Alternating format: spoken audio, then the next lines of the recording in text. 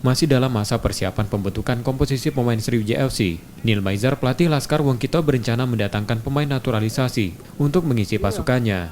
Pemain naturalisasi tersebut sudah menjadi incarannya, namun Neil Maizar belum mau menyebutkan namanya.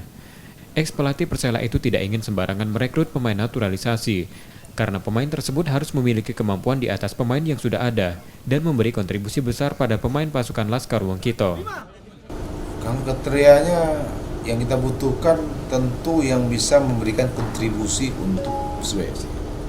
Siapapun itu. Ya, apakah itu dia di striker, apakah dia di gelandang, apakah dia di mana di belakang. Nah, kalau memang dia memberikan kontribusi yang cukup besar buat Persebaya FC, kita ambil. Tapi kalau enggak, yang lebih bagus lokal, ya enggak kita ambil.